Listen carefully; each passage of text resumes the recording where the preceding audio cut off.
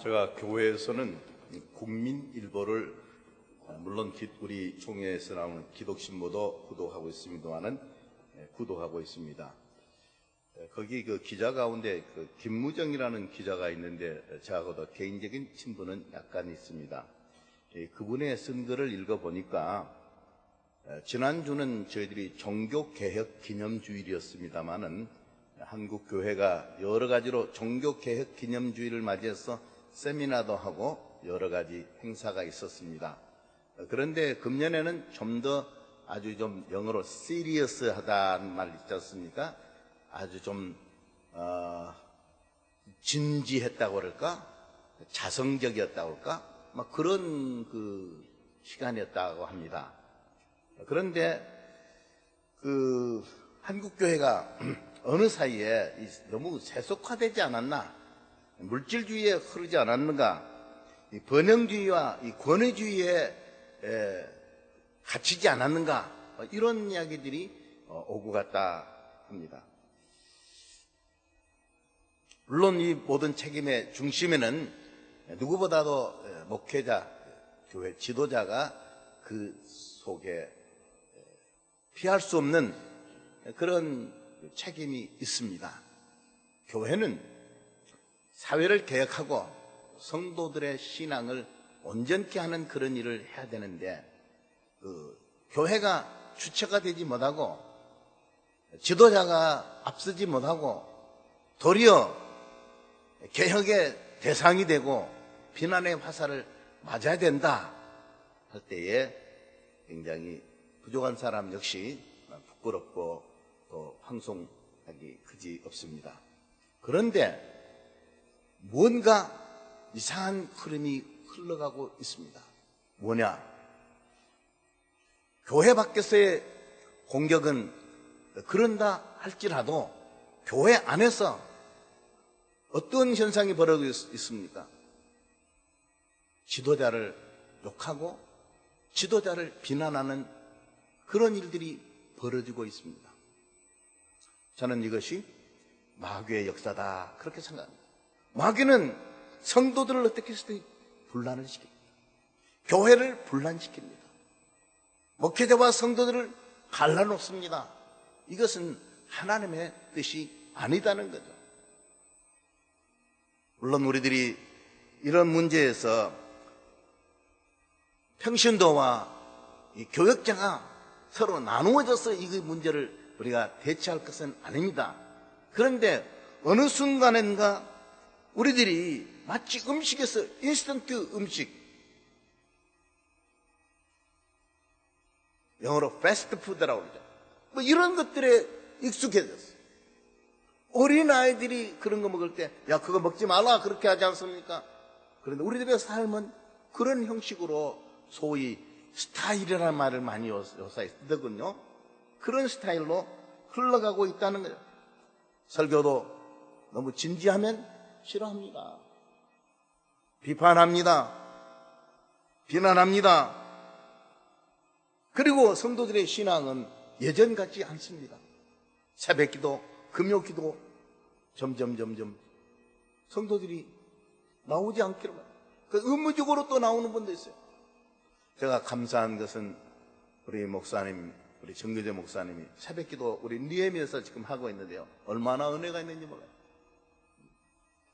제가 과거에도 나도 니에미에서를 강의했습니다만은 우리 목사님은 아주 차곡차곡 말씀하세요. 또 금요일날, 이번 금요일날도 기도 열심히 우리 성도님들이 하는 그 모습을 우리 목사님이 이렇게 리드하는 걸 모습보고 얼마나 감사한지 우리 금요일날 좀 많이 나오세요. 새벽기도 좀 많이 나오세요. 물론 우리가 어떤 때에는 기도원도 갈 수 있습니다. 어떤 때는 우리가 산기도도 할 수 있습니다. 그러나 우리들의 신앙의 삶의 기준을 교회를 두고 하는 게 좋아요. 오늘 많은 교회가 소위 무슨 사업에서 이벤트라는 것을 하지 않습니까? 뭐 그런 식으로 흘러갑니다. 퍼포먼스 뭐 그런 말을 하지 않습니까? 무슨 뭐 텔레비전에서 그런 거 하지 않습니까? 그런 식으로 흘러가는데 이것은 아니지 않느냐. 좀 기본을 우리가 챙겨나게 하겠다니.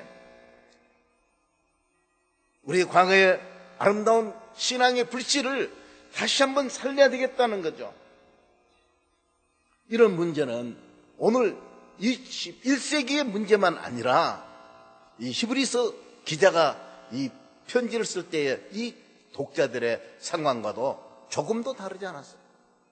2000년이 지났는데도 오늘 히브리서 기자는 히브리서 11장에 믿음의 선진들에 대해서 이야기했습니다.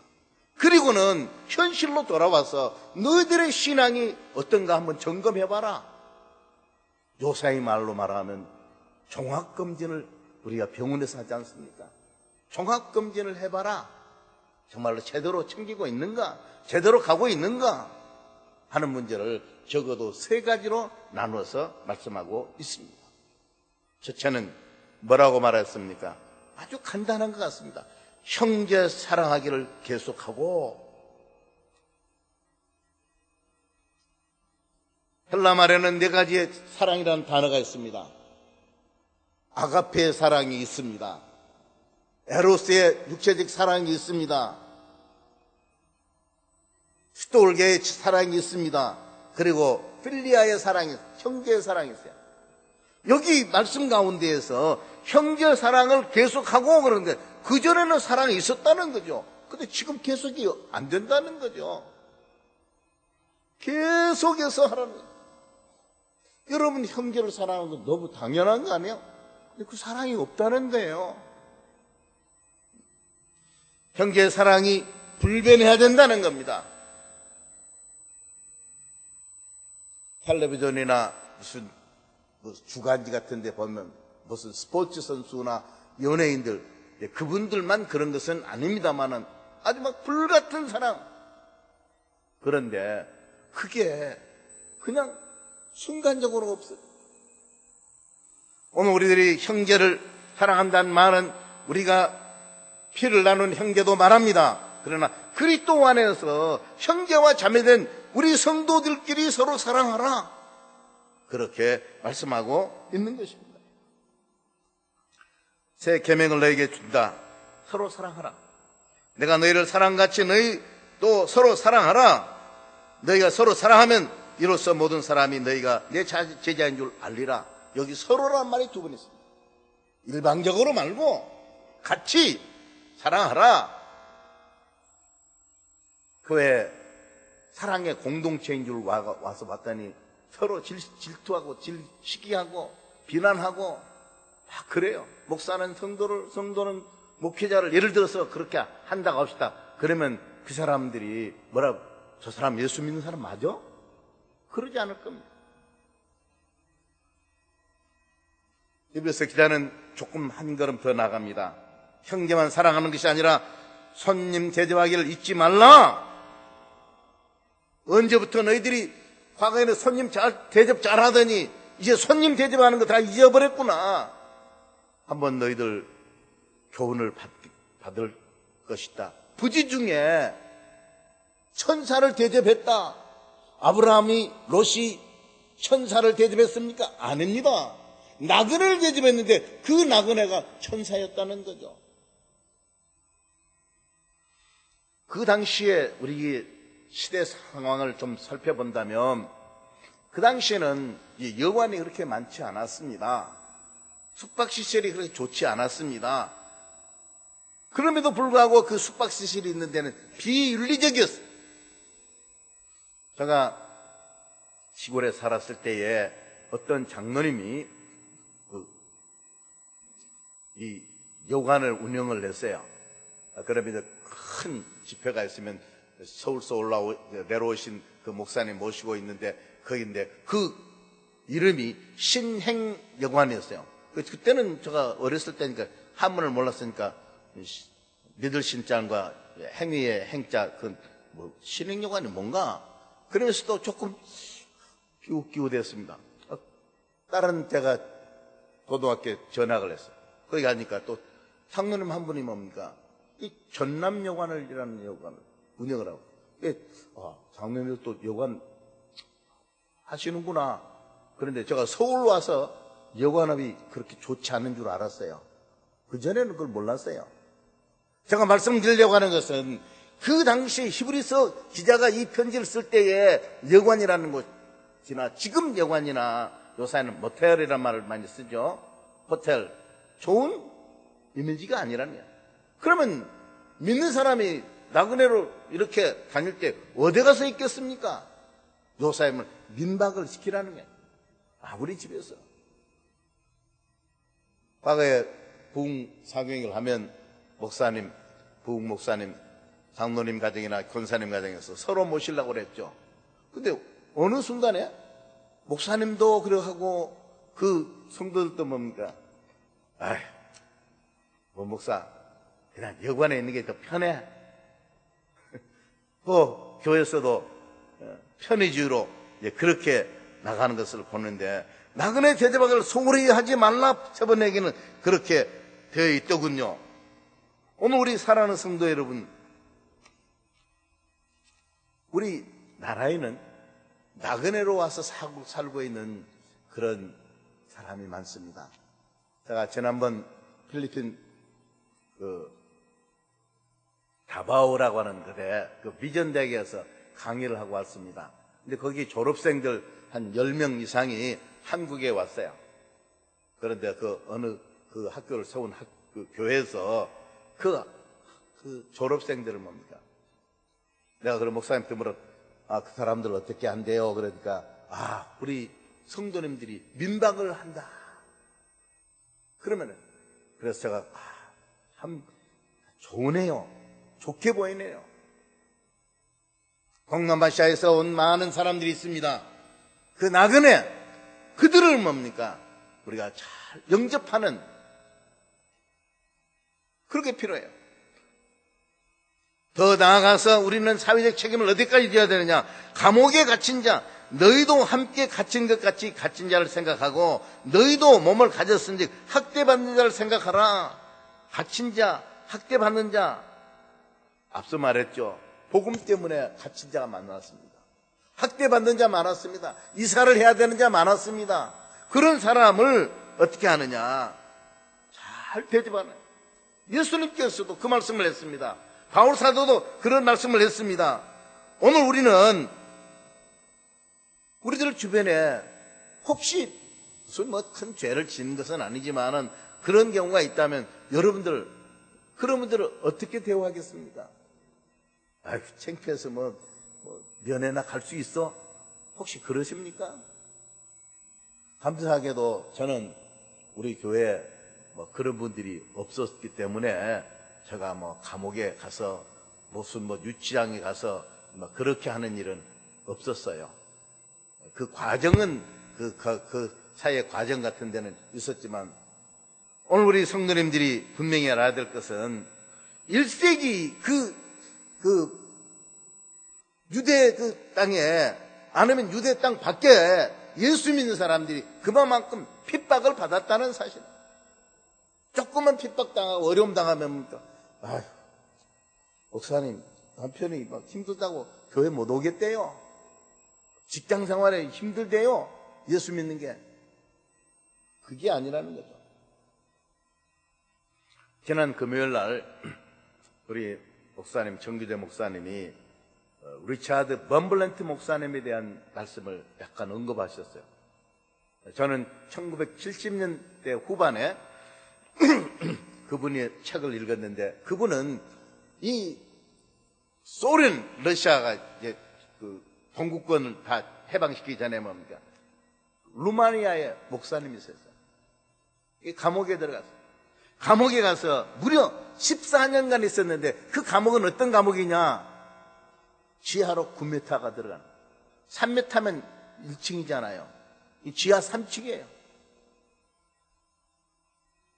그분은 별도 달도 해도 꽃도 볼 수 없는 그곳에서 아침 5시에서 저녁 9시까지 의자에서 꼼짝도 못하고, 어떤 때는 일주일에 한 끼 밥을 먹여줬대요. 그런 가운데에서도 있었는데 아무도 돌보는 사람이 없어요. 누구도 관심을 가진 사람이 없었다는 거죠.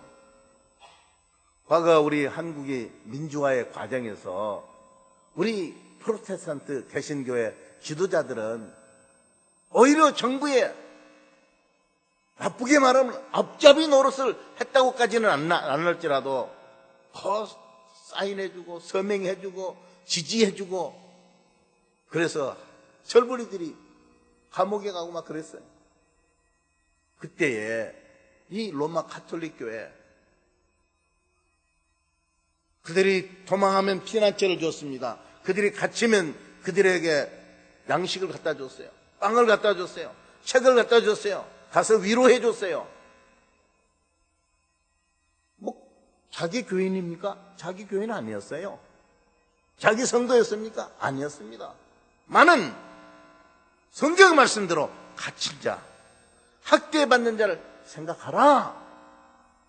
내가 밥을 먹는데 내 형제가 밥을 먹지 못하면 그거 생각하라는 거예요. 그 사람들이 이 사람들이 앞으로 나오면은 우리 교회, 우리 성당으로 나오겠지. 그런 얄팍한 것으로 하지 않았다는 거예요. 그 젊은 사람들 가운데서 카톨릭에 대해서 오히려 개신교회보다도 영어로 favor라고 그러죠. 호의적인 이유가 다 씨를 뿌린 게 있었다는 거죠. 오늘 우리는 사회적 책임을 얼마만큼 지고 있느냐, 한국 교회가. 물론 적고 큰 교회에서 열심히 하고 있는 것은 사실입니다만은, 그러나 그것이 하나의 행사나 우리 교회가 이 정도 크니까 뭐 어느 정도 해야지, 그런 수준에서 하고 있지 않느냐는 거예요. 두 번째로 우리 개인과 가정의 그런 문제입니다.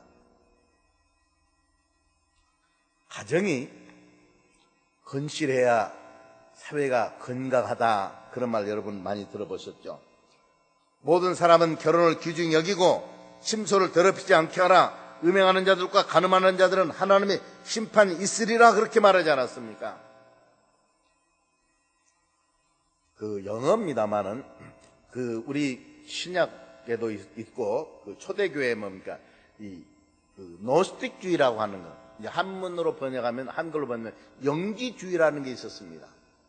이게 이제 쉽게 말하면 그 이원론인데, 영은 거룩하고 깨끗한 것이고 육체는 더럽고 죄악된 것이다. 그러니 부부가 같이 육체를 섞어서 아기를 낳는 것, 그것은 죄악이다. 뭐 그런 것. 그래서 결혼을 경멸하는 풍조가 있었습니다. 그러나 이것은 잘못된 거예요. 하나님께서 제일 먼저 만든 게, 하나님께서 두 가지 큰 것을 만들었습니다. 첫째는 가정이고 둘째는 교회입니다. 이 교회는요, 거룩한 공동체입니다. 가정도 하나님께서 만든 거룩한 사랑의 공동체인 것은 사실입니다. 그런데 점점 이 가정이 깨어지고 부서진다는 거예요. 제가 미국에 몇 차례 갔다 오지 않았습니까? 그런데 거기에 이제 친구들 가운데 교민들을 이제 목사님들이 있습니다. 근데 미국에서 목회하는데 뭐가 어려워 하니까 뭐 여러 가지 말은. 근데 그 중에 하나가 뭐냐면은 그 성도들 가운데 상당수는 그냥 예배 드리러 오는 것이 아니라 한국 사람 만나러 온다는 거야. 교제하기 위해서 와요. 그리고 상당수는 믿는 사람 가운데서도 또 그냥 교회 출석하는 사람 가운데도 이혼한 사람이 많아요. 그런데 이혼에 대해서 눈을 똑바로 뜨고 강조를 못하는 거예요. 설교를 못하신다는 거예요. 오늘 한국도 이 문제가 심각하게 있어요. 심각해. 33만 쌍이 결혼하면 11만 쌍이 이혼하니까 쉽게 말하면 33% 아니겠습니까? 10사람 중에 3사람은 3, 4년 만에 이혼하는 거예요. 이혼하면 그걸로 끝입니까? 성격이 안 맞는다, 그게 뭐 주된 원인이라고 하는데, 그 깨어진 가정에 자녀들을, 결손 자녀들을 누가 돌봐야 되는 겁니까? 오늘 우리 이 문제를 가지고 우리가 말할 때 항상 요셉에 대해서, 요셉이 범죄하려고 할 때 뭡니까? 어떻게? 하나님이 두려웠다는 거예요. 하나님이 두려워서 그럴 수 없었다는 거예요. 오늘 본문에는 뭐라고 말했습니까? 따라하겠습니다. 하나님이 심판하시리라. 하나님이 심판하시네요. 법원에서는 화해를 시키고, 그래, 정 못 살겠으면 그냥 가정법원에서인가 하죠? 예. 그래서 땅땅땅 해야 돼요. 이혼시킵니다. 하나님께서는 심판하세요. 우리들이 또 가정과 개인적인 문제 가운데 가장 심각한 문제는 이 물질에 관한 문제가 되겠습니다. 돈을 사랑하지 말고 있는 바를 족한 줄 알라. 그가 친히 말씀하시길 내가 결코 너희를 버리지 아니하고 너희를 떠나지 아니하리라 하셨느니라. 그러므로 우리가 담대히 가로되 주는 나를 돕는 자시니 내가 무서워 아니하겠노라. 사람이 내게 어찌하리요. 그랬습니다. 여기 분명하게 뭡니까? 돈을 사랑하지 말라. 단언적으로 말하고 있습니다. 그 누구든지 들어도 알 수 있는 단어예요. 돈 사랑하지 말라. 돈하고 사랑 아니야. 가입해야. 여러분, 교회에서 돈에 대한 이야기하고 또 부부간에도 어떤 때는 그런 문제가 있죠. 그 할 때는 좀 뭡니까? 조심스럽지 않아요? 좀 돌려서 말하면 좋을 듯하고 그렇지 않아요? 그런데 성경은 뭡니까? 질서적으로 빠져나갈 구멍이 없이 돈을 사랑하지 말라. 딱 그렇게 단언적으로 말하고 있다는 것이에요. 물론 돈 그 자체가 악하다 그렇게 말할 수는 없겠습니다. 한국교회에서 이 돈의 문제 가지고 두 가지 태도를 가지고 있습니다. 첫 번째 태도는 이 청부름, 깨끗한 부자. 특별히 이제 김동호 목사님이라고 하는 분은 계시지 않습니까? 김동호 목사님은 하나님의 말씀과 하나님의 뜻대로 살고 사업을 하고 하나님 앞에 11조 드리고 감사함하고 그 나머지 갖고 잘 쓰면 좋은 거다. 저도 그 동의합니다. 그런데 다른 한쪽이 있는데 그건 뭐냐 하면 김영복 목사님은 이런 책을 또 썼습니다. 바늘길을 통과한 부자. 부자는 바늘길 통과 못한다는 거죠.